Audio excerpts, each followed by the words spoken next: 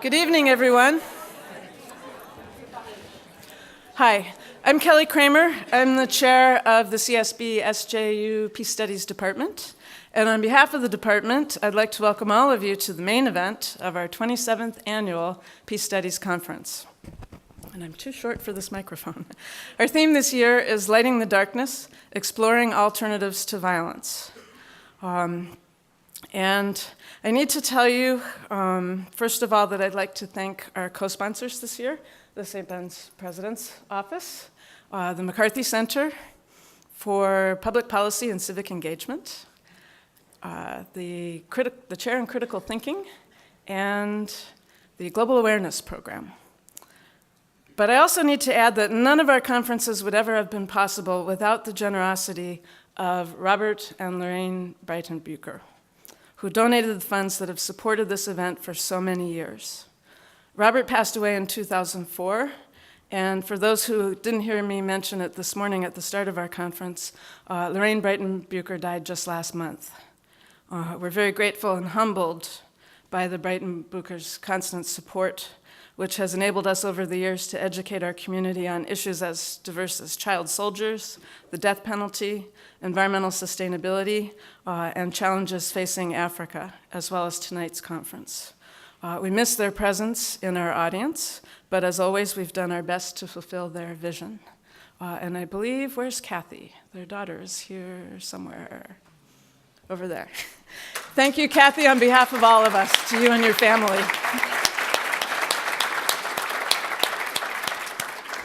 I didn't know Lorraine personally, but I'm told she was a woman of faith as well as an avid supporter of peace and social justice. So I hope she would be pleased that tonight's keynote address is also kicking off the festivities leading up to the inauguration of CSB's new president, Dr. Maria Stephan.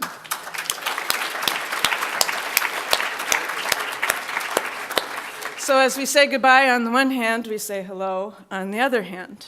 When I proposed the idea of blending our two events, I wasn't certain of the response, given that I had not yet met President Hinton, other than a brief handshake in a reception line last spring that was about 500 people long, and also given that Peace Studies is a very small department. But it seems like the combination is a natural fit. We're interdisciplinary, and so is President Hinton.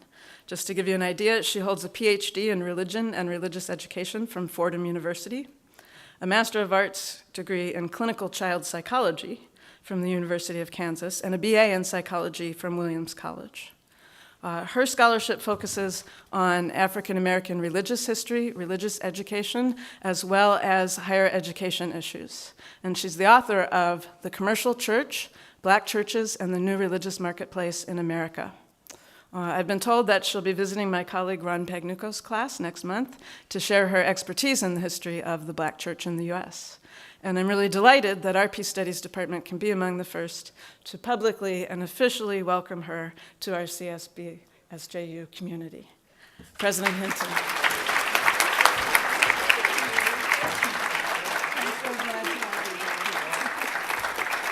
That was such a generous introduction. Thank you.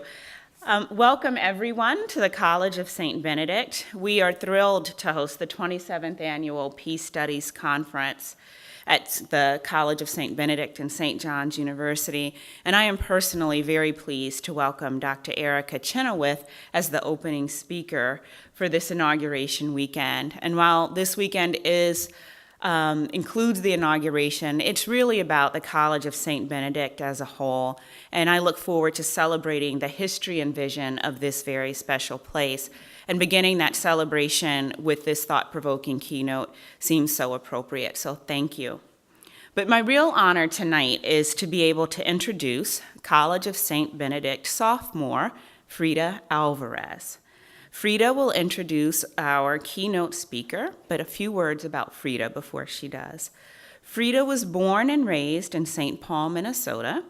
She's a sophomore Peace Studies major and political science minor. She's a member of the Eco-Rep organization on campus, and she helps promote sustainable living in the residence halls. She's a community representative for Exploring Latin American Cultures and the co-president of the Peace Studies Club. Frida is an advocate for peace and nonviolence, and she became interested in the peace studies major because she wanted to learn more about movements that use nonviolent tactics.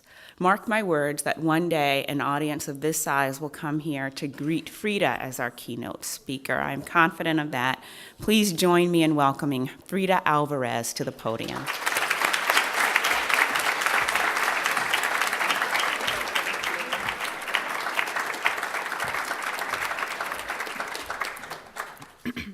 Thank you for the warm welcome, President Hinton.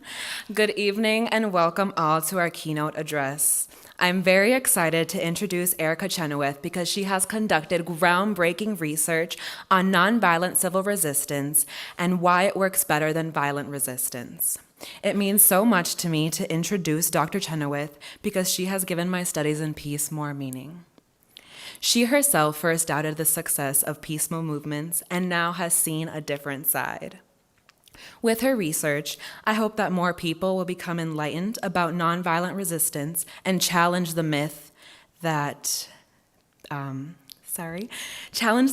conflicts are usually solved with violence.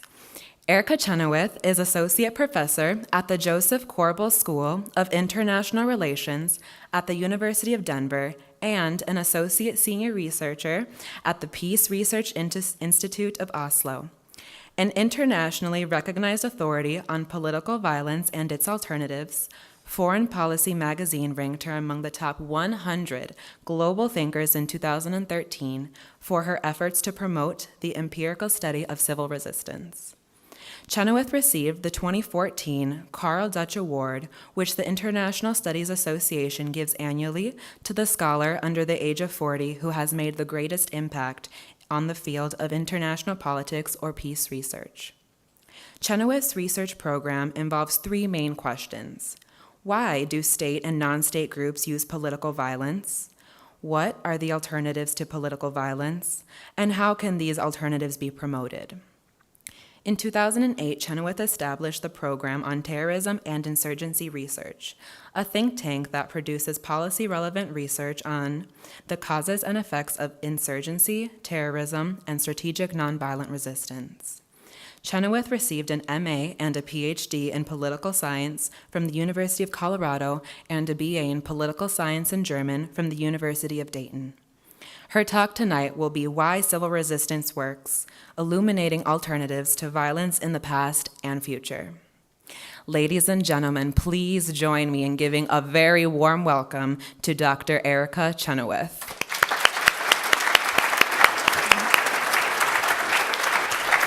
Well done. Thanks. You did good.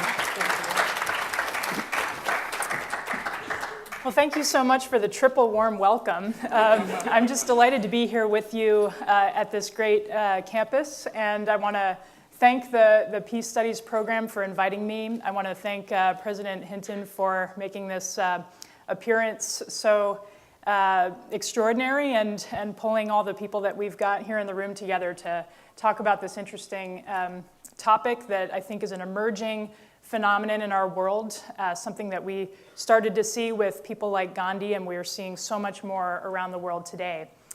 Kelly, thanks for asking me to come personally, and it's just been a total delight to meet you. And it's an especial delight for me to have met Mel Duncan, the Executive Director of Nonviolent Peace Force, which I've watched with great interest over the past few years, and he and I are already scheming on ways to collaborate together. So that's been just a great synergy coming out of this for me. So before I talk to you about the findings of the research that Maria Stephan and I have conducted together, I wanted to tell you a little bit about the frame of mind that I had when I came to this research. So in June 2006, I was a PhD student finishing my doctoral thesis on the topic of why terrorism tends to happen so often in democratic countries. And I would describe myself as a kind of a traditionally trained security studies scholar. And pretty much what we look at are guns, bombs, things that explode, things that fly through the air at high velocity and kill people. That's basically what I'm trained to study. All of the different tools of social science analysis that I was trained in, I was trained to collect and analyze data on those types of phenomena and those types of human behaviors.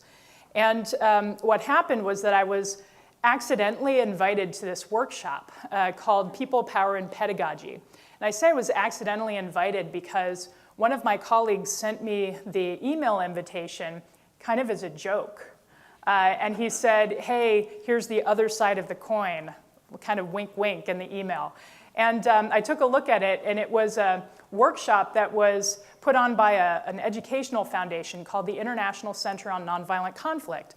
And what they were doing is they were trying to convince social scientists to take the topic of civil resistance or nonviolent resistance seriously and to try to teach it in our classrooms and colleges. Now, I applied because, as I told you, I was a graduate student, and I was really into free food and free books, which they offered both of. And so I applied and got in, and they sent me a box of books that they asked me to read in advance. And they were books by people like Gene Sharp, whose name you might have heard, basically due to all the press he got around the time of the Arab Spring.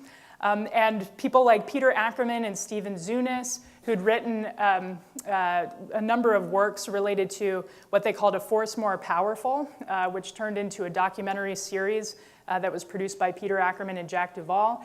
And all of these different books and research articles were making this claim that I found shocking, naive, and sort of dangerous, which was that they were saying that nonviolent resistance, where unarmed people use a variety of coordinated actions like strikes, protests, boycotts, stayaways, go-slows, and many others, to actively prosecute conflict against a militarily superior opponent, that kind of conflict could actually be as effective or even more effective than armed struggle and promoting political change. And the reason I found that this was completely naive and kind of a dangerous idea was because I held three notions that I'm calling common claims because I see them repeated all the time everywhere around the world. The first thing I thought to myself was that nonviolent resistance of that kind really can't succeed against very powerful, very repressive, brutal authoritarian opponents. If there's no political space for any type of assembly or organization, if the opponent is really powerful and is willing to deploy its massive repressive apparatus against these civilians, and if they're very powerful, that is, they have a huge military advantage over civilian organizers, then there's no way that that kind of conflict would work. And the second thing I thought was, nonviolent resistance might work if you're trying to achieve something like economic justice, wage rights, labor rights, some kind of reform. But if you're really trying to do the hard stuff, like become an independent country, or kick out a brutal foreign military occupation, or overthrow a nasty dictator, those are the types of conflicts that we associate with armed struggle. And that's what's required to get those types of things done. And then the third thing that came to mind was that they kept trashing violence like it was so ineffective. And I could think of so many cases off the top of my head where violence worked pretty well. And so I was thinking to myself, even if violence doesn't work in every case, it probably works better in a lot of cases than nonviolent resistance would have in those cases. And to just give you the frame of mind that I was sitting with at the time I went to this workshop, in 2006, that year, an article had come out in the journal International Security. It's sort of the flagship journal in my discipline. And a fellow named Max Abrams had written a piece called Why Terrorism Does Not Work. And in that article, he evaluates a bunch of different significant foreign terrorist organizations, and he makes the argument that only 7% of the time had they succeeded to get what they wanted. And he concludes, though, on the last page, he says, if it's so ineffective that it only works 7% of the time, why does it happen so often? And he says, probably because even at just 7% effectiveness, it's still more effective than if they'd used nonviolent protest. So when I came to this workshop, I'm thinking to myself, 7% or less effectiveness for terrorist organizations, and here these people are basically arguing that civil resistance can cure anything. And I was very, very dubious. And I argued with a lot of people at this workshop, and I kept saying, I need more evidence, I need more data. And they would say, well, it worked in the Philippines pretty well. And I'd say, well, it didn't work in Tiananmen Square. And they would say, well, it worked in Serbia pretty well. And I'd say, well, it didn't work very well in Hungary, And so we had these back and forth, and I could think of a lot of different cases. For every one they said where it worked, I could think of one where it failed. So ultimately, this woman, Maria Stephan, who was then the educational outreach coordinator for the center, kind of came to me and said, okay, why don't you just tell me what kind of study would you do if you wanted to find out whether you were right or whether we were right? And so we sat down and I said, well, as a social scientist, I would bring to bear my massive methodological skills and I would design the research in this way. And what I suggested was that one would need to do a very long-term longitudinal historical study where we went way back in history, and we looked at cases worldwide, not just in cherry-picked cases where our argument was right. And we'd have to basically collect data on a very similar set of both nonviolent and violent campaigns. So we wouldn't just be looking at lots of reform movements on the nonviolent side that had easier goals, and then just be looking at really difficult conflicts on the violent side. Okay, so that's the whole wind-up. Basically, we decided that night we were going to do this study together, and it was almost kind of like an intellectual bet. And that's the reason I say I've become this accidental authority, because there was no nobility at all in the process by which I arrived at this research or even the results, other than the fact that my friend and I were curious and we decided to go about doing this study. So how did we do it? Well, we spent the next 2 years with me leading up the effort to collect data on all known cases where ordinary civilians had developed a coordinated nonviolent campaign from 1900 through 2006, where there were at least 1,000 observed participants who were using a variety of different methods of nonviolent action: protests, strikes, boycotts, stay-aways, nonviolent interventions, the development of parallel institutions or parallel structures that could supplant different state functions. And these cases had to be those where they were trying to achieve so-called maximalist aims, meaning they were fundamentally reordering the shape of the country they lived in, either by removing the incumbent leader by irregular means, or by kicking out a foreign military occupation that otherwise seemed like it was going to stay for a while, or by becoming a fully independent country, that is, seceding from another territory, both in a de facto sense and in a de jure sense.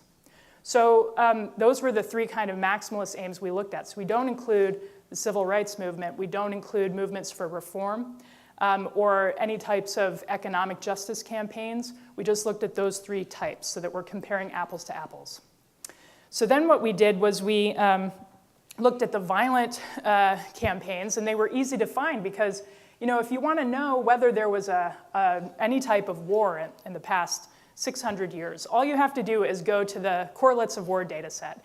And we've been collecting data on war forever. It's like the first thing we started collecting data on in social science. So we have them all cataloged. We know how many people were killed, how many people participated, who started it, who ended it, how it ended. We know all of that. So we simply went to the correlates of war data set, and we set apart the cases where they were these types of campaigns that I mentioned. Then we looked for the correlates of nonviolent action data set, and guess what? There was no such thing. So this was the first systematic effort to catalog these campaigns and the criteria that I laid out. We ended up developing a list of 106 campaigns of nonviolent action from 1900 through 2006 that meet those criteria I mentioned. And then what we did was we assessed how they did. And in order to succeed in our formulation, they had to achieve those things that I mentioned fully. They had to remove the leader. They had to have done that within a year of the campaign's peak. And they had to have had a decided and discernible effect on that outcome. So in other words, let's say they were toiling against a dictator for 10 years and then the dictator had a heart attack and died. we don't count that as a success, even though you could make something of a claim that they might have had something to do with it. But we applied a very strict test of success because we didn't want anybody to use kind of ammunition about our coding rules to contest our results. Okay, so what did we find? Well, we found that I was the one who's totally wrong, which makes it kind of unfair that I'm the one giving the talk, whereas Maria was the one who was right. From 1900 to 2006, campaigns of civil resistance were twice as likely to succeed outright as campaigns that used armed struggle, and they were also twice as likely to achieve major concessions short of full success, whereas violent insurgencies were more than twice as likely to fail. And this trend is actually increasing really in a quite a pronounced way over time, where nonviolent resistance is becoming increasingly frequent and effective over the past 40 years, whereas violent insurgency is becoming increasingly ineffective and also, by the way, increasingly rare. So it turns out that nonviolent resistance is actually quite effective. And what we needed to do was find out why that's the case, contrary to all of the different reservations I laid out at the beginning of the talk. So what Maria and I did was we drilled down into these data, and we became very familiar with the cases, and we started looking at all kinds of different factors that set these nonviolent campaigns apart. And the main story here is that nonviolent resistance is all about people power. That the average nonviolent campaign is something like 11 times larger as a proportion of the overall population than the average violent insurgency. And participation really, really matters. It matters a ton. Here is a slide that shows the association between the size of a campaign on the horizontal axis and the probability that a campaign succeeds on the vertical axis.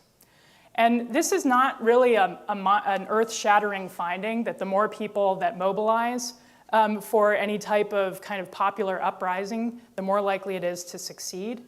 But this is the first study that showed that nonviolent campaigns completely blow out of the water most violent insurgencies in terms of the numbers of people they're able to mobilize. In fact, I was just on my way to doing a workshop, and the thought occurred to me that somebody at the workshop might ask me, how many people do you need to win a campaign of this type? And so I went into our data and I looked at the population size as a proportion, or the participation as a proportion of population size, and found that no campaigns for the removal of an incumbent leader had failed after they'd mobilized 3.5% of the population. And here's the real thing. No campaigns had achieved that level of active and sustained participation by the population unless they were nonviolent. The largest violent campaign was something like 1.9%, and that's as big as they got. So why would nonviolent campaigns be more effective at mobilizing so many people? We argue that there are lower barriers in a few different regards to participation in nonviolent campaigns. The first is a lower physical barrier. And the main way I can put this is just by telling you kind of a self-deprecating story, which was that when I was in college, I initially enrolled in military science classes because my idea was that I was going to pay for my college and then go into the Army as a commissioned officer and have a military career before I went about the rest of my life. And so I went into these military science classes, and I totally dropped out after maybe a semester and a half because I didn't like waking up at the 4:30 in the morning time and running, and I would like vomit, and it was embarrassing. So I actually quit just because I didn't like the physical demands of organized armed activity, which is, if you're going to do organized armed activity and be any good at it, it's physically demanding. There's no way around it. And what this means is that people who are going to do it need to have some kind of level of physical ability or agility, or at least willingness to get there. And not everybody is willing to put in that level of commitment or assume that level of physical risk. For a lot of nonviolent actions, there are a wide range of risk profiles that accompany different types of nonviolent methods. For instance, there is a type of nonviolent method called the stay-at-home demonstration. Now, if 2 million people in a city stay at home, believe me, it doesn't require anything in terms of physical ability, other than the ability to sit on the couch, but it can crush and totally grind to a halt an urban economy in a way that can really bring leverage to a movement. So the consequence of this is that we tend to see far more people participating in the average nonviolent campaign that wouldn't participate in a violent one. This is women, children, the elderly, people with physical disabilities. The more people who can physically participate, the larger the movement can be. The second lower barrier is a lower commitment barrier. And I don't mean here commitment in terms of the cause, because many people who participate in nonviolent action are highly committed to the cause. But what it means is that you don't necessarily have to give up your day job to participate meaningfully in a nonviolent campaign. There are lots of ways that people can participate on a daily basis that don't require them to give up their normal life, that don't require them to commit a crime that will then render them unable to see their family again, or any number of other barriers that many recruits into organized armed insurgent groups must do. The third lower barrier to participation is a lower informational barrier. And by this, what I mean is that all armed groups have a well-known and well-described communications problem. They all are trying to over-communicate or over-represent how big they are. And they're clandestine, so they're trying to demonstrate this through armed actions. Everybody knows, though, that they're trying to overblow their size by their armed actions. And so if I'm going to be a recruit into the movement, I just don't really know whether when I show up at the stated location, I'm going to find 16 people who've been just really loud and noisy, or whether I'm going to find 1,600 people. With nonviolent actions, many of them are deliberately visible so as to pull these kind of risk-averse people into the fray. To give you an example, let's say that you are in your apartment at night in a very repressive country. And let's say that your trusted friend and neighbor comes to you and says, we're going to have a demonstration tonight down the square at 8 o'clock. I know that you care as much about this issue as I do because we've had these really private chats about it. And this is your chance to join into something that's going to mean something. So I hope I'll see you there at that public square tonight. Now, if you're like me, I am not the person who's showing up at 7:45. That's not me. There are people like that. Those are the first movers, but that's not me. I'm the person who's waiting till 8:30, and I'm going to check out the scene. So I wait till 8:30, and I look out my window. Now, if there are 6 people down there I can see moving along, I might sit this one out if I know the police are going to be there. But if there are like 600 people down there and I can see more people coming down my alleyway, that's when I might join into. And I'm one of those people that stands in the middle, not on the outside, in the middle. The bigger it is, the safer you are in the middle. And in fact, this is like a really interesting human tendency that we sense safety in numbers. And so there's this paradox of the more people participate, the more will participate. And then the last lower barrier to participation is a lower cognitive barrier. And this simply means that there's some proportion of the population that doesn't hesitate to use offensive violence. And we don't know exactly the reason why that's the case, but there's some proportion in pretty much every part of the world population it doesn't take them much to move into offensive violence. For the vast majority, though, of the world's population, there is a hesitation. There are all sorts of inhibitors going on in my brain right now that keep me from running across the room with anyone in here who disagrees with me and throttling you.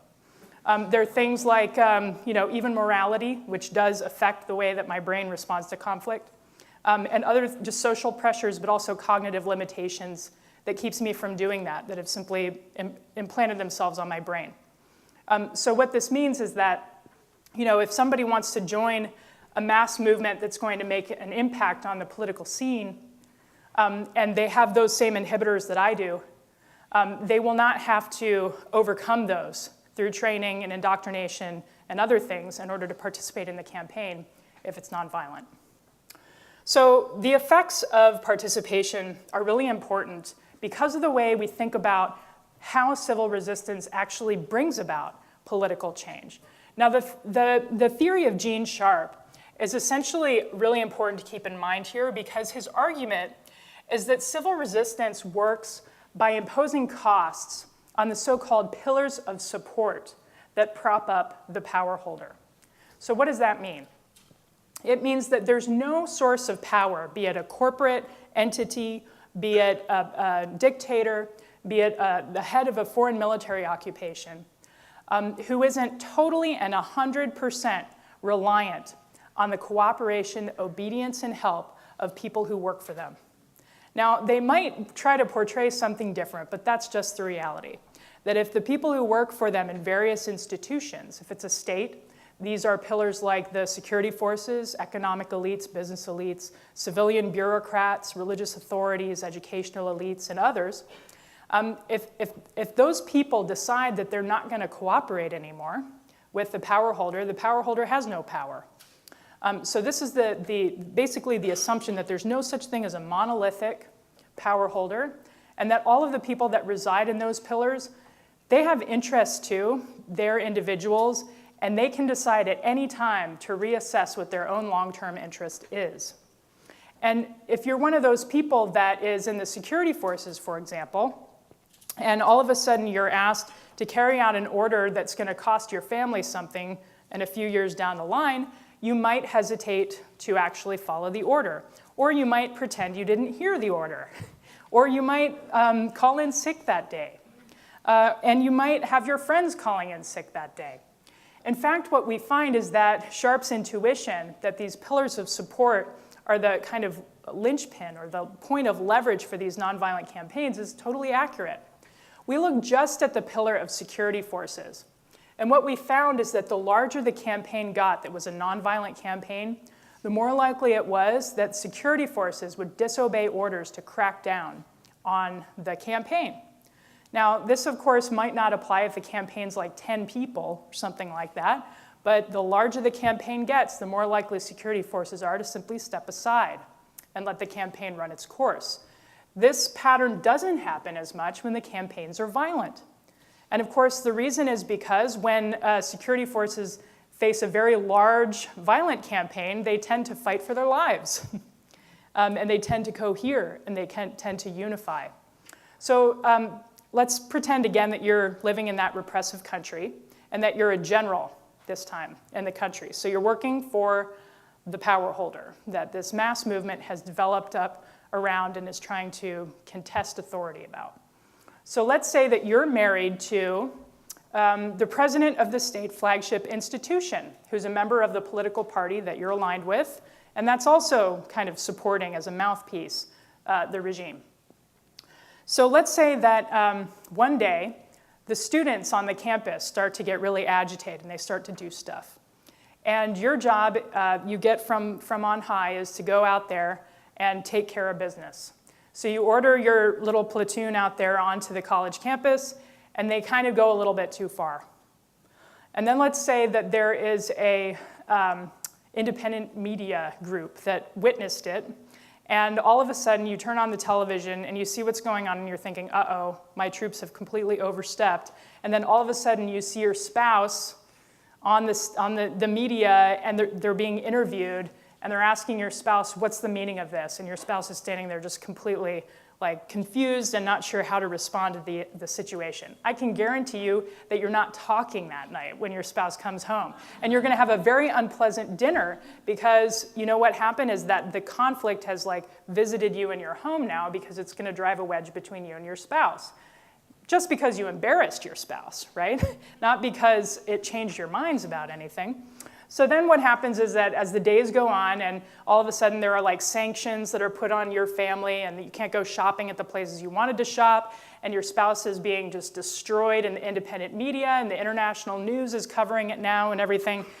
Maybe just to get things more comfortable in your home, you decide that the next time they order an attack on these students, you're just going to pretend you didn't hear it. Or you might call your junior officers and tell them just call in sick to work. Right? And so these types of very micro processes totally happen in the world, and they totally lead to the complete alteration of the outcomes in these cases. To give you a very concrete example, In Serbia, when there were hundreds of thousands of people descending on Belgrade, and it was clear that more were coming, Milosevic's generals actually ordered his security forces to open fire, live fire, on the unarmed demonstrators that were occupying the main square outside of Parliament in Belgrade. And they just pretended they didn't hear the order. The activists had actually gotten a radio, and they could hear the order come, and they saw that nobody moved. And they knew in that moment that they'd won. But when they interviewed these security forces afterward and asked them why they didn't obey the order, people said things like, "I knew my children would be in the crowd," or "I saw my neighbor," or "I saw my grandmother, and it was embarrassing to be on the other side." So this exactly demonstrates the power of people power. The more people who are represented in the movement, the more likely they are to be able to activate these micro-level relationships that make people change their mind about what's in their own long-term interest. And those people in those pillars of support are usually who sort of leverage the outcome in this direction.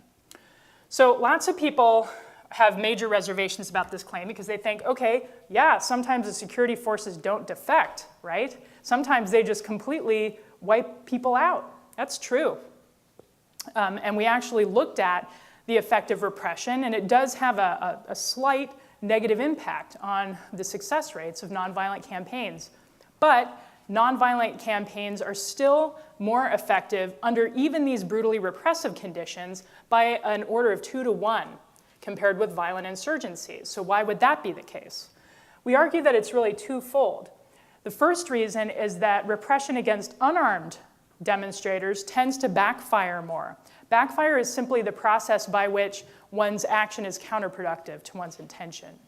And what happens is that there seems to be a generalized pattern that when repression happens against unarmed people, there is a sense of moral outrage that comes because of the perception that the repression was unjust, excessive, or disproportional to the threat of these people. Backfire sometimes happens when there's repression against armed campaigns, but it's not as common as it is against unarmed campaigns. And the outcomes of backfire are things like security force defections, international sanctions placed against different agents of the state. It can be more generation of domestic support for the campaigns, or any number of outcomes that the opponent wouldn't want. The second thing that can often happen, and I think is maybe even more crucial in these cases, is that repression over time becomes quite unsustainable. The reason is because the larger a campaign is, the more diverse, flexible methods are at its disposal. So there are kind of two different groups of methods I like to talk about. One group is methods of concentration. That's what you see in the newspapers. It's protests, demonstrations, rallies, where people come together to a particular space and they disrupt that space. Now that's a really powerful tactic, but if it's done only, and if it's done time and time again by the movement, it becomes very predictable, and the other side can very easily repress it. And so that's when you see the circling of the tanks and the other types of methods of repression that are most effective when the group's very concentrated. Then we see methods of dispersion. Methods of dispersion are when people stay away from places they were expected to go. So let's say, one of my favorite examples of this is a group of Moroccan activists who were flying a prescribed color, the color dark red, maroon, which is outlawed because it represents the Polisario Front, but really it's the Western Saharan independence flag. If you wear that color, you're going to get just disappeared off the street if you're a member of this organization. It's quite illegal to have any type of cultural representation of Sahrawi freedom. So these activists rounded up a bunch of stray cats in a major city in Morocco, and they tied those flags onto their tails.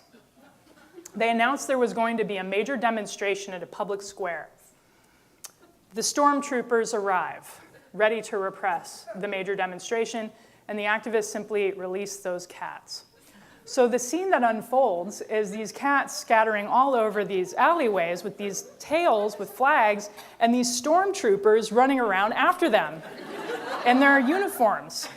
And so they were able to create a very humorous dilemma action out of this very simple technique that didn't put anybody at risk, not a single person. In fact, they stayed away from the scene where the demonstration was going to happen, deliberately to protect themselves and minimize their exposure. The thing is, the larger the campaign, the more likely a dispersed tactic can have real impact, both in economic terms and in political terms. So like a general strike, for example, paired with a stay-at-home demonstration can be really powerful. I'll give you a very clear example from history. The Iranian Revolution, the one from 77 to 79, featured what people called the 100 Days Revolution toward the end. And that's where about the first 90 or so days, people were doing protests, demonstrations, funeral processions, and rallies. People were getting mowed down in the streets by the security forces who were, they had snipers on rooftops. There was one very poignant example where there were some religious authorities who were standing up and delivering sermons in a public square, and they would shoot the man who was delivering the sermon, and another clergyman got up and began to deliver a sermon, and they shot him, and another one got up, and they just tried to continue doing it. So, I mean, the violence was really bad, and thousands of people had been killed basically in the streets by security forces. It was becoming very dangerous to participate. And so what happened was the oil workers decided to go on strike, and they paired their strike with a stay-at-home demonstration. Well, what this meant was that the security forces had to go door to door and pull those oil workers back out onto the street. They had the register, so they knew who they were. But then they marched them down the street to the oil fields, and then when they worked there, they worked at half pace. So then the next day they stay at home. The security forces go door to door, march them down the street to the oil field, they work at half pace.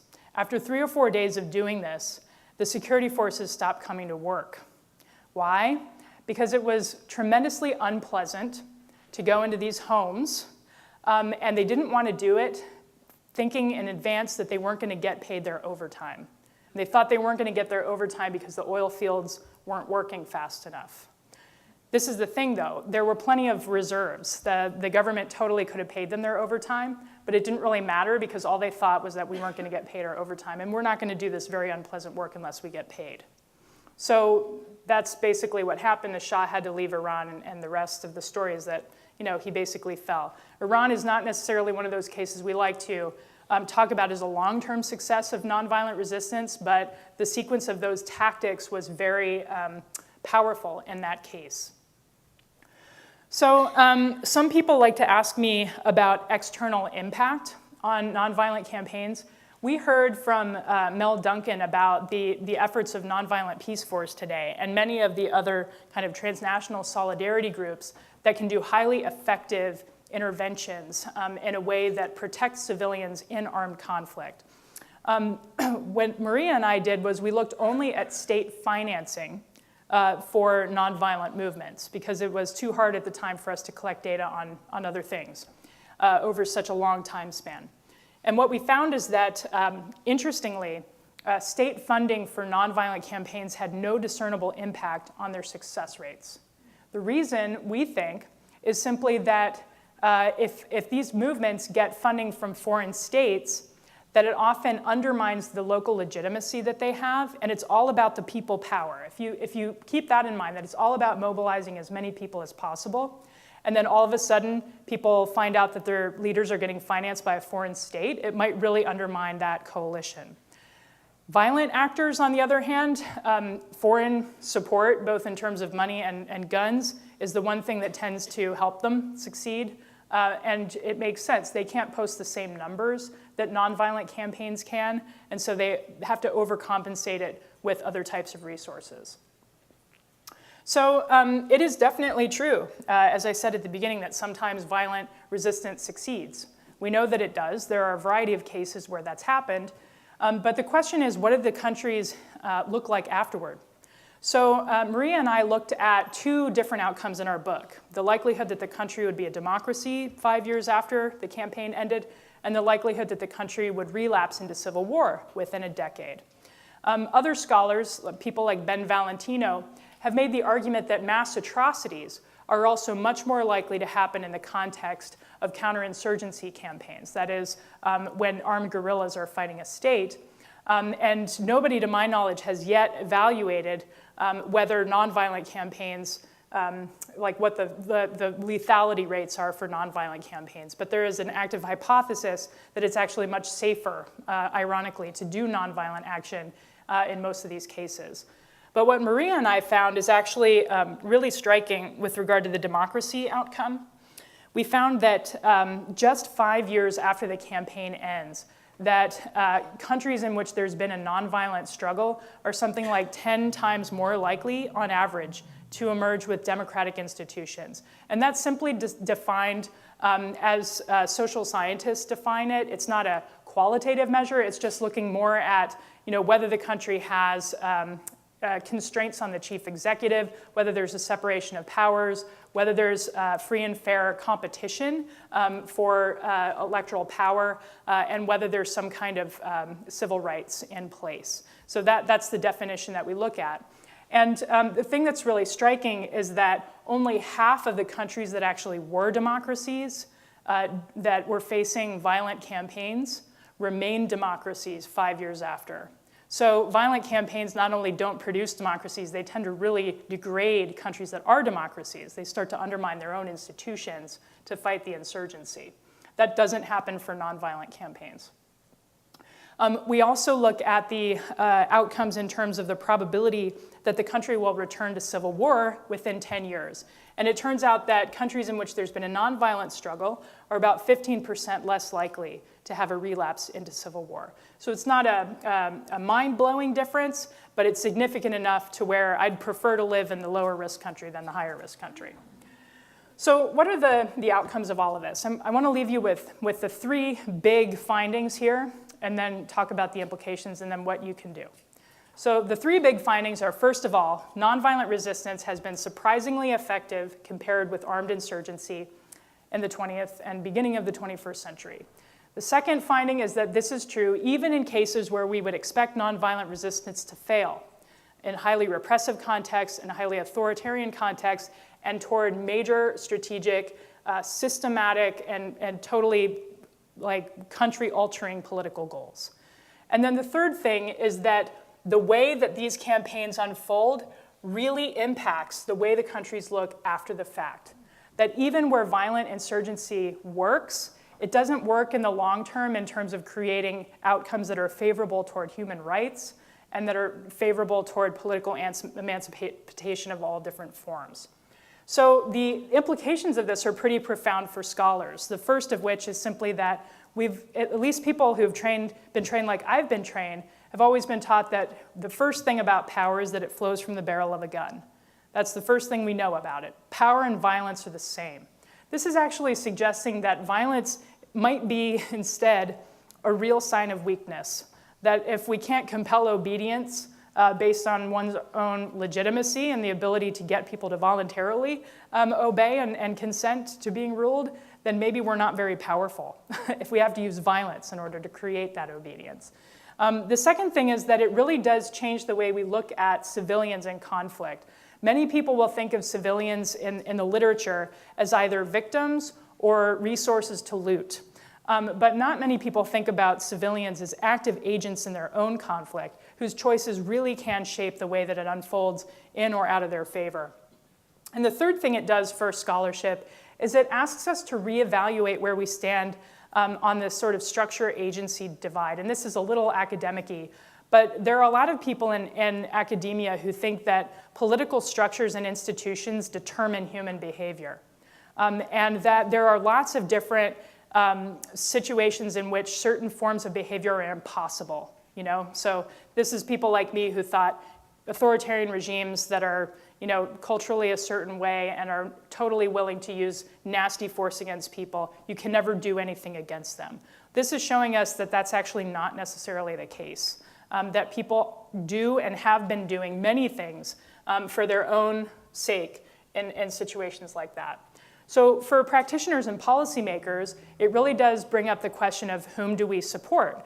Well, if we want to see in the world outcomes that are favorable to human rights practices, where people get to enjoy relative political freedom in their countries and they don't have to suffer scourges of civil war cycle after cycle, then we probably shouldn't be supporting rebel groups, because our research shows us that doing that leads to long-term bad outcomes for people, right?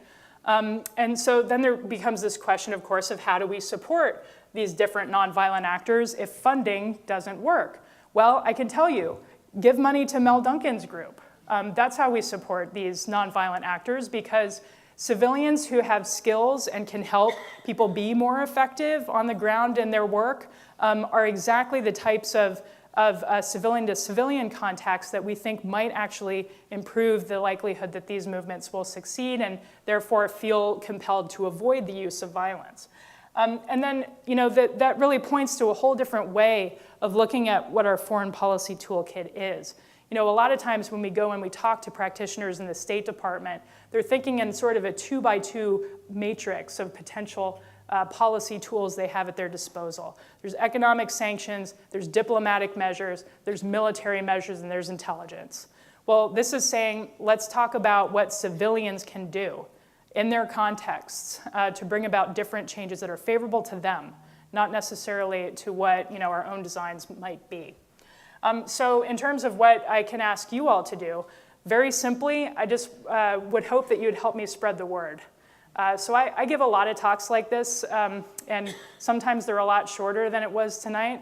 But I give a lot of talks like this, and the main takeaway is spread the word, because people still have incredible amounts of mental resistance to nonviolent resistance. And it's a very interesting phenomenon. We can maybe talk about some of the reasons why that's the case.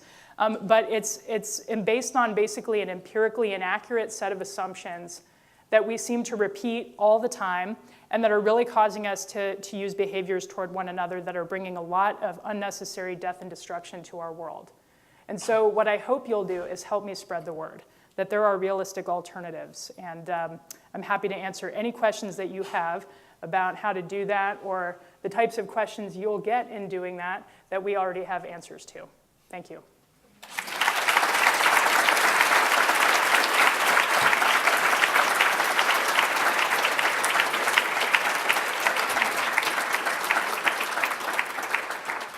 Microphones for people to ask questions. We're going to move them into the aisle so they're closer to people. Come line up if you've got questions you want to ask.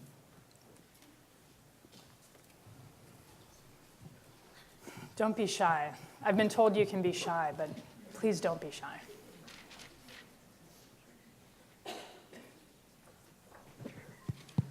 Oh, okay.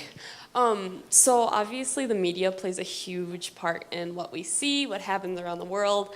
And when we hear about campaigns, we often hear about violent ones. Why is it that the media portrays more violent campaigns than nonviolent campaigns, and how can we change this? Well, I'm sure that there are professors in your communications department who are familiar with the research on this.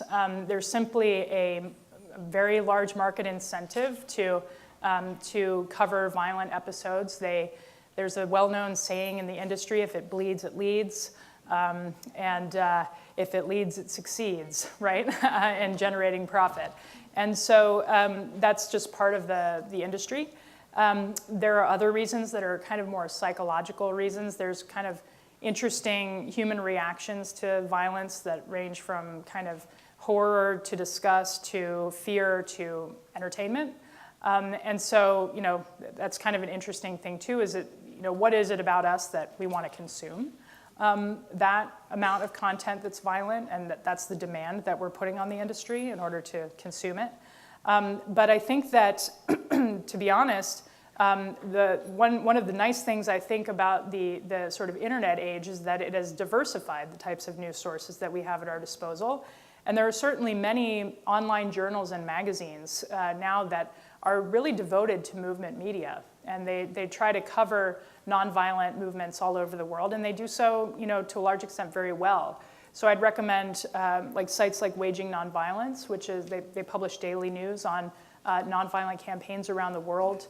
I can recommend actually the Al Jazeera's coverage of the Arab Spring, I thought, throughout 2011 was actually quite good in the sense that they had a lot of content that nobody else did. And their special on Bahrain, especially, is really tremendous. So I think that there is a growing number of journalists who are interested in this, many of them freelance, but you will find news that's good news on nonviolent action. You just have to look for it. And then you have to sort of set up your Twitter feed to follow the people that seem to tweet a lot about the news on nonviolent action. But there's a lot. You can find information every single day of the week about some nonviolent campaign you never heard of and that's ongoing and doing amazing things. Also the ICNC newsletter? Yep, the International Center on Nonviolent Conflict has a bi-weekly news digest. So they kind of round up news that they think really well depicts the strategic aspects of these campaigns, and they send them to an email listserv twice a week.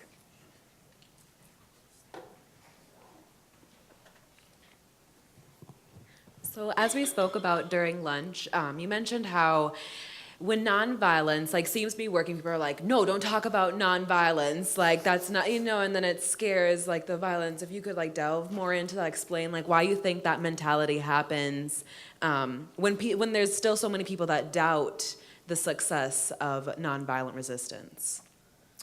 Yeah.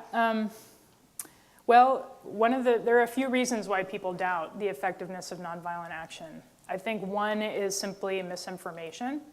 I think another is simply lived experience in the person's life that leads them to think that it's ineffective. And I should say that I can understand why that's the case, because what we're looking at here is movements and campaigns of an organized group of people that are doing that together. What we're not looking at is individuals trying to engage in personal disobedience, which can often, not work out very well for individuals. Sometimes it works out great, but sometimes it doesn't. And if somebody has lived an experience where they have actually engaged in, different types of disobedience on a personal level, they may have had more failures than successes in their life, and then basically infer from that nonviolent resistance doesn't work. I also think that there is a huge tendency for people to conflate protest with nonviolent campaigns. And that might be even the most important thing, because there seems to be a lesson that people learn if they see a protest get broken up or police beating up a bunch of people in a protest. They say, oh, nonviolent action doesn't work. And actually what that showed is that protest didn't work. Or maybe that protest did work, who knows, in producing backfire. But they make a conclusion based on a specific tactic rather than on the overall force of nonviolent action, which is very diverse in its tactical array. And so there's a very big difference between a strategic campaign and a single day that went badly in the streets. Another thing that people often conclude is that nonviolent action doesn't work because there was a spontaneous, ill-planned event that went badly, whereas a well-planned, well-executed technique might have gone totally differently, right? And then the last thing I think is that a lot of people conclude that, let's say somebody does have a campaign that goes on for a few weeks and it has a bunch of different tactics attached to it. But let's say it only lasts a couple of weeks. And then they conclude nonviolent resistance doesn't work. In our data set, it shows that the average nonviolent campaign takes about 3 years to run its course. So I can tell you basically most movements that have stopped using it and said that it didn't work, or turned to violence after saying nonviolent resistance didn't work, they usually don't give it 3 years. In fact, less than 2% of the campaigns in our data set that are armed campaigns use nonviolent resistance for more than 9 months. And then the other thing that I would say about it is that the way that we're presented with information about violence is that, it's part of our daily lives. Even those of us who haven't experienced violence directly against us might even still be traumatized, literally have PTSD from watching the news. This is not a well-known thing, but it's a real thing. And so what happens is that our minds tell us, we have this thing that we do, it's a cognitive shortcut, that our brains are amazing, and they do this, but they point to the most relevant salient event that's threatening to us. It's called the availability heuristic, We pull from available information that's immediately there to basically disprove something that might be dangerous. So, you say violence is very ineffective, and you think of that news story that you saw of ISIS taking over Iraq, and you're like, no, it isn't.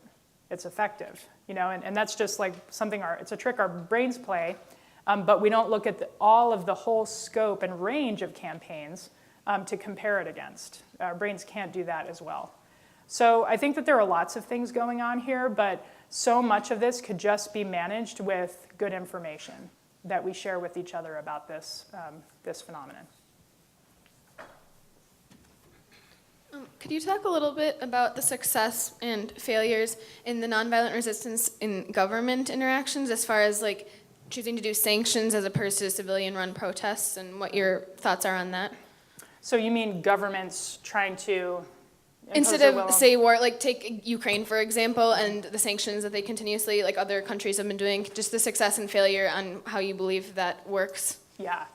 Well, I should say that I think that I wouldn't necessarily compare nonviolent campaigns to other instruments like that, because I don't think nonviolent campaigns like in Ukraine are instruments of foreign governments. Like, I don't think that you can export or import a nonviolent campaign. I think they're homegrown, and so it's kind of a different phenomenon than, say, sanctions, which are deliberately a tool of international influence.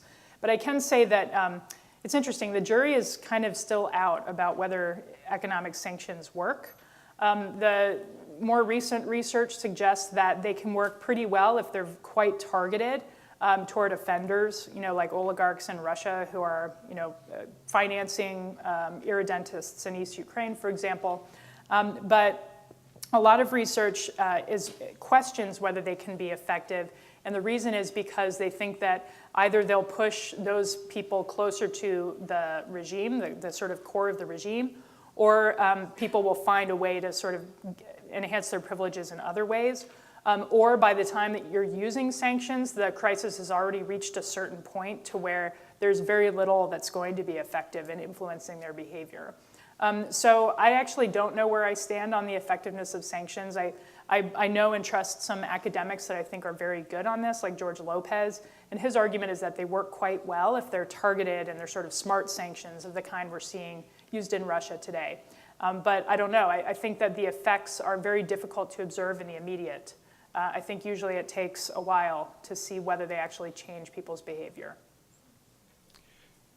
Yes, can you comment on Tiananmen Square as whether it was a well-planned event, or can you comment in your research, has China changed in some ways as a result of that? That's a great question. Tiananmen Square, I think, was, it started out as a fairly improvised event that ended up then having some structure attached to it. There was a coordinating council among the students. They ended up demanding and actually getting the right to form student associations that were free on the campus. But unlike, say, the Solidarity Movement, which stopped at negotiating for free trade unions and then kind of built power from below, they decided to demand democracy after having won this concession. And what the outcome of that is that the students actually had an opportunity to negotiate with some of the key CCP members. And when they did so, they were in the midst of a hunger strike, which had sort of incapacitated them and I think made them not fully capable of being the chief negotiators in that situation. And they sort of they showed up in a way that the party members found very disrespectful. They were sort of in the pajamas or in hospital gowns and with IVs coming out of their arms and stuff with the hunger strike underway. And they were very dismissive of the key party leaders and didn't show deference in any way to their position. And the party leaders ended up walking out of the negotiation and deciding to sort of not approach that situation again. In the meantime, the movement in Tiananmen Square was having really serious internal discussions about whether they should proceed or not. And there was a huge movement to actually stand down and kind of get away with the spoils that they'd already enjoyed and just work through student unions to try to encourage further mobilization. And in fact, what happened was they voted on it And the majority had voted to actually stand down, but their notion of democracy was that it had to be unanimous. And so they stayed. And in fact, that kind of, the surrounding of the movement by tanks happened. And then there was, killings of large magnitude, a mass atrocity. And what happened is that a bunch of professors who were there negotiated with the colonel who was in charge of these troops for there to be a peaceful exit of the remaining students from the square. And that's how it ended. And of course, there was rounding up of political dissidents and so forth after that. And I think that the Tiananmen Square activity kind of shows a couple of different things. The first is maybe the students overplayed their hand a little with the escalating the demand to full democracy. And the second was that they didn't diversify their methods of action. So they did not leave the square and then engage in other methods like strikes, where they did actually have a large degree of public support in the major cities at that point, and didn't really pull more people into the movement through those types of techniques. The other thing that didn't happen is the movement didn't go rural. And I think a lot of times when movements stay urban, intellectual elites like that, they are more likely to fail because security forces, especially in contexts like that, are not from the urban elite intellectuals, and they don't have an affinity for them. And so they're not as hesitant to carry out orders to repress. So those are the key things. And I think, nevertheless, that Tiananmen Square did actually ultimately empower some reformers, at least some economic reformers. And I think that now they're very concerned about something like that happening again. So I think it's still quite in the memory of the elites, and they're trying to do everything they can for it not to repeat itself. My question is kind of related to that too, and I know you mentioned that establishing or maintaining democratic states was kind of related or somewhat related to nonviolent demonstrations, and I was wondering if there's any similar connection with non-democratic countries. I think I'm just thinking of something like ISIS or just current events that are going on that are definitely more violent and that are going on in non-democratic states, and if there's any way that nonviolent demonstrations would be effective in those countries. Yeah, so nonviolent resistance of the type that we were talking about in our study generally set on more in authoritarian countries. So there's actually a huge correlation between a country being really authoritarian and the onset of a nonviolent campaign, as opposed to a violent one, which is very interesting. Violent campaigns set on more in kind of middling to slightly democratic countries, which is kind of fascinating. It's a paradox. But their outcome is that nonviolent campaigns are more associated with democracy after the fact, after the campaign is ended. And violent campaigns are more associated with authoritarian regimes after the fact. So they kind of switch places in a sense. And I don't know whether there's going to be any type of effective nonviolent campaign against ISIS or IS in its own territory. I don't know at the moment whether there's any effective armed action toward IS that can't be, that can come from within. But I think that an international coalition of almost universal enemies makes it very unlikely that IS will be able to sustain itself against this onslaught that it's about to experience. Yeah. Oh, go ahead. I was just wondering if you had any ideas about how a foreign government or another country could get involved in a nonviolent protest in another country, because I know a lot of nonviolent protests are like homegrown and they start within that country and they stay there. I was just wondering if you had any ideas about how a foreign government could get involved in that. Yeah, the question was whether I knew anything about what foreign governments could do to get involved in a nonviolent campaign in a foreign country, right? So I think, my colleague Maria Stephan is very fond of a book called The Diplomat's Handbook for Democracy Development and Support. It's free. You can go online and just look up the diplomatshandbook.org, and you can download the PDF. And what it is it's a catalog of ways that embassies and embassy personnel and diplomats from governments have tried to support civil society and nonviolent groups in the countries in which they're based. Now, these include things from demarches, formal or private demarches. They include things like walking with activists. They include things like hosting a workshop where the activists can give talks about their struggle. It includes things like providing even small grants to civil society organizations for them to, purchase some equipment or an internet connection or some cell phones. It can include convening a workshop where you're bringing different civil society or youth leaders together for them to meet for the first time in a venue where maybe they otherwise would not be able to connect directly. And it also can sometimes include providing legal assistance or different types of international humanitarian aid in ways that can't necessarily be mobilized otherwise.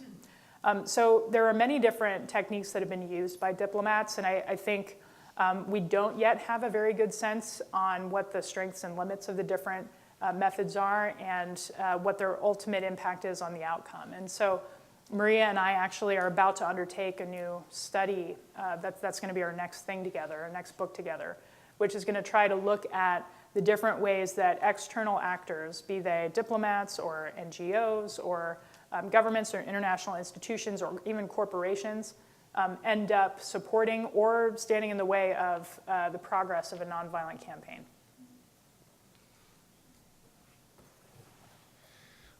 Do you feel the application of Judeo-Christian values, whether it be Christianity, Catholicism, would have a positive impact on the nonviolent strategy? Yeah, it's a great question. And I think, so I can tell you from the data that in my new data set called the NAVCO 2.0 data set, we actually look at whether the campaign has religious diversity. And campaigns that have religious diversity, along with other types of diversity, gender, race, age, ethnicity, urban, rural, and class diversity, are much more likely to succeed than campaigns that don't. And because of that, I think that just from a strategic perspective, involving faith-based communities is crucial. I also think from a spiritual perspective, it makes a lot of sense because, after all, we're talking about people who are already suffering, which is why they're mobilized in the first place, and generally may suffer even more as a result of their mobilization. And a lot of times, faith-based communities are the number one resource for people to get the nourishment they need under those types of conditions. And so I absolutely think that just faith-based communities in general are crucial to these campaigns. In terms of the values of Judeo-Christian faiths, I think that the civil rights movement comes to mind, even though it's not in our data set. I rely on it a lot as an example of what can be done with a community of people who are agreed about certain universal values that we, and ways of treating each other that are so important and such a hallmark of the civil rights campaign. The African American church in the South was the place where people would devote on Sundays a sermon to the question, will we march on Thursday? And the congregation would talk about it and decide. And some Sundays they would decide, no, we can't because we're so angry about the killing of another youth in our community that we cannot march on Thursday because we're in too much pain and we need to grieve on Thursday. And then maybe the next week they would come together and they would ask the question and they would say, yes, we're ready and we have the strength. So sometimes the church is the only place where these types of values can find their way in, and in a way where people actually feel equipped with what they need in order to participate and to be effective and to realize the full agency and the power at their potential.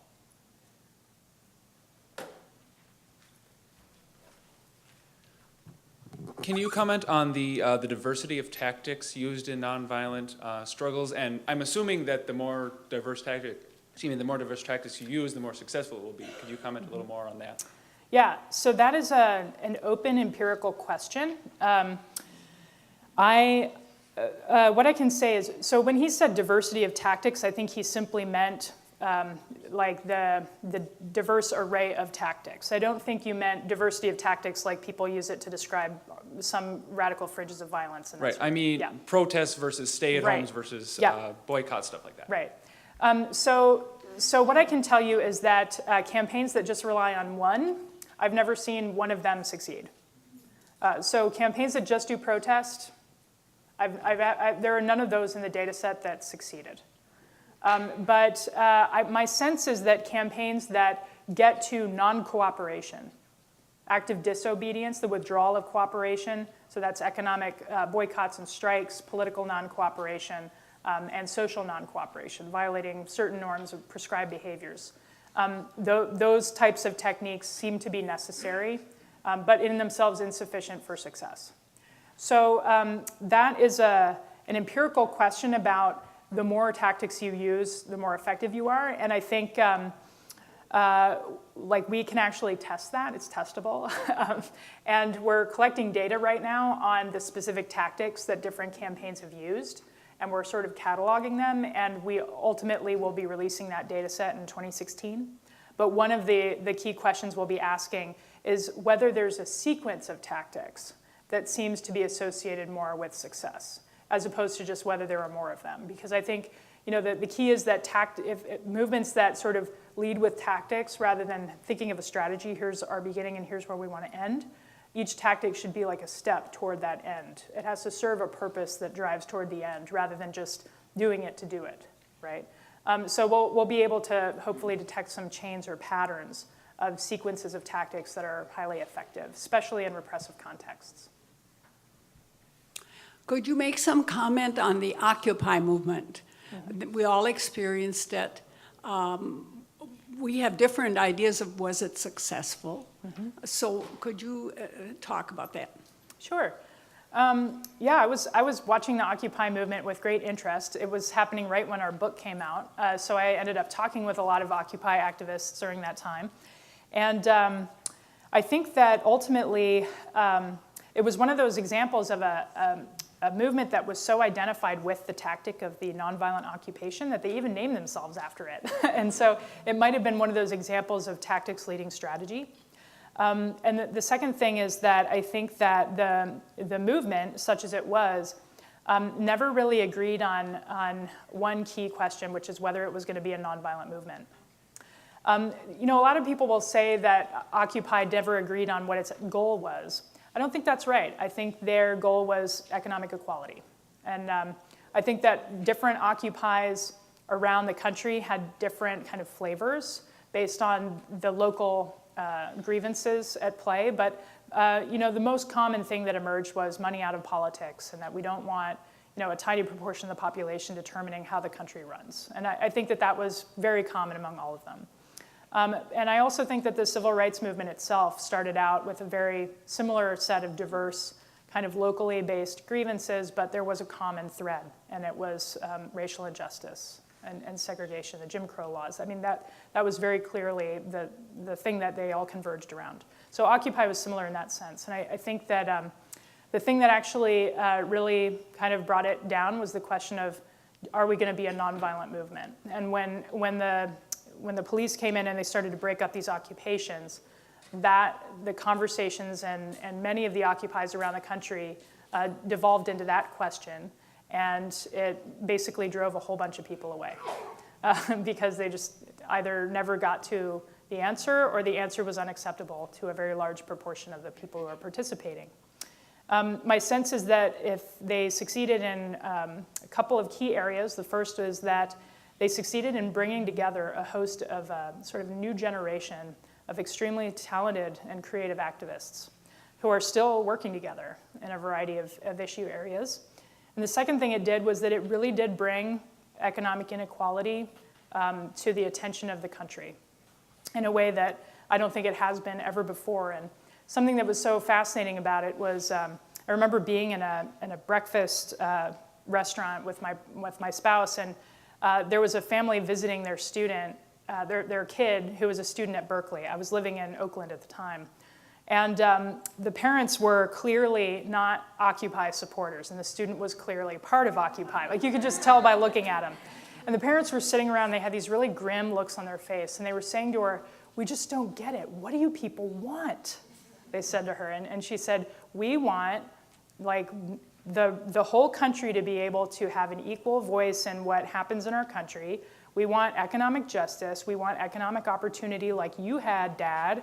And we want, we want gender equality. We want racial equality. We want justice in this country. And they were just, it was like their parents' heads were exploding. They couldn't get their minds around it. And I thought to myself, like, this is kind of a really interesting thing because these parents are hearing for the first time, the words economic inequality. And I heard her dad say the thing about, well, what does it mean we are the 99%? And I'm thinking, he's got the slogan, he knows the slogan. Everybody in the country knows what it means when people say we are the 99% now. And that's an amazing achievement, is to bring something to such focus in a country of 360 million people. I think Occupy succeeded in that. And the people with whom I'm in contact are involved in all kinds of really interesting projects now, including, I'll mention one, a group called 99 Rise. They emerged out of Occupy LA, and Occupy LA, when it was kind of disbanding, did a survey of people who had been involved and not involved in Occupy in Los Angeles. And they asked people, what is the #1 concern for you? And people said money out of politics. So 99 Rise is committed to one thing, and it's money out of politics. And they just marched from LA to Sacramento. And they did a sit-in in the State House until legislatures agreed to introduce a bill on campaign finance reform in California. They are very savvy and very skilled, and they met in Occupy. So, I think we're going to see more in our country. I think the climate convergence that's happening, a lot of those people cut their teeth in Occupy, and they're very good at what they do. And they're, those that are remaining are highly committed to nonviolent action, and I think that's very promising for us.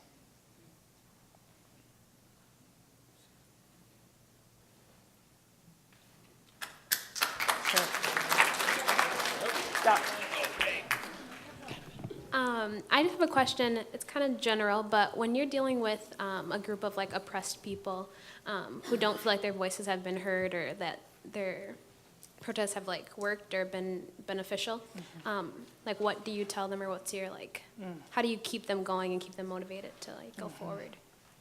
That's a great question. So the first thing is I step back and I listen to what they're saying. And if I don't know what I'm talking about with what they're saying, then I find somebody who does know what they're talking about, and I ask them to facilitate a conversation about it. And I think that one of my friends, Mary King, who is very involved in the civil rights movement, she says that oppressed people have to determine the terms of their own freedom. And that's actually a quote that comes from, I think it was Ralph Abernathy, or one of the ministers during the civil rights movement. And I think that's totally right. And so I really buy into this idea of the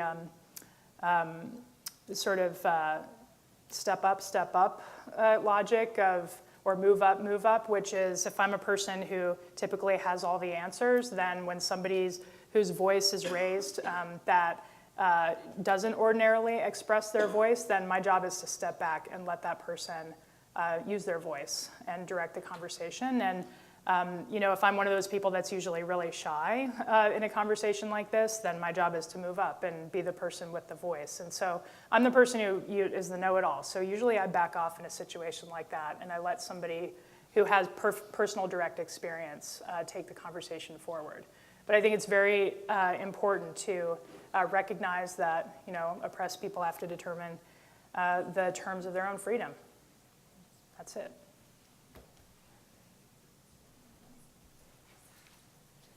Hi. Okay, so I have a question based on what's happening in Ferguson. Yeah. So where you have two aspects of it. You have the violence and the nonviolent violence. So what kind of advice would you give the people, the protesters, who want to be who wants what they're doing to overshine what the looters are doing? But only thing that we're focusing on is the looters. What kind of advice would you give them where they can be seen, besides the violence campaigns or whatever? Yeah, well, I'm not an experienced activist, and I'm sure that there are people out there who have a lot more skill than I do on it. And I think that, for any campaign that's emerging, out of a situation like this, it's a campaign of nonviolent action will outlast the looting. And so like the organization that's happening in Ferguson right now at the community level, it's going on and it's spreading to other communities and it's happening. And so, the idea, I think, is simply to get organized and to get a strategy and a series of actions that can be sequenced together to bring about change. And, that will get noticed. A well-organized campaign will get noticed. And, people won't be talking anymore about a couple of people looting whatever. People will be talking about like what a dignified group of people these amazing community organizers are and how they're carrying themselves. And I think that what the data show is that in nonviolent campaigns of the type that we've looked at here, even when there's a violent flank, if the campaign is able to maintain very high participation, they win anyway. And they cause the defections anyway, and they change the other side anyway. So the key is just to outlast them and to outnumber them by like huge amounts. And that's what's happening. That's exactly what's happening there.